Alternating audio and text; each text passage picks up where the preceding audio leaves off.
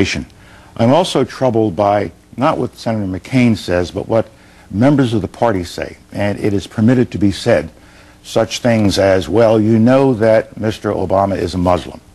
Well, the correct answer is he is not a Muslim. He's a Christian. He's always been a Christian. But the really right answer is, what if he is? Is there something wrong with being a Muslim in this country? The answer is no. That's not America. Is there something wrong with some 7-year-old Muslim American kid believing that he or she could be president?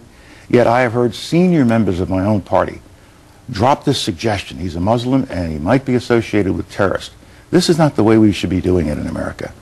I feel strongly about this particular point because of a picture I saw in a magazine. It was a photo essay about troops who were serving in Iraq and Afghanistan.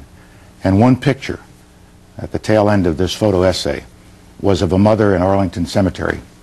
And she had her head on the headstone of her son's grave. And as the picture focused in, you could see the writing on the headstone. And it gave his awards, Purple Heart, Bronze Star, showed that he died in Iraq, gave his date of birth, his date of death. He was 20 years old.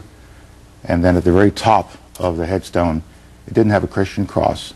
It didn't have a Star of David. It had a crescent and a star of the Islamic faith. And his name was Kareem Rashad Sultan Khan.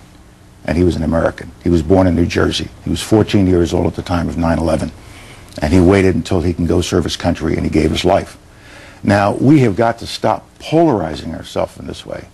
And John McCain is as non-discriminatory as anyone I know. But I'm troubled about the fact that within the party, we have these kinds of expressions. So when I look at all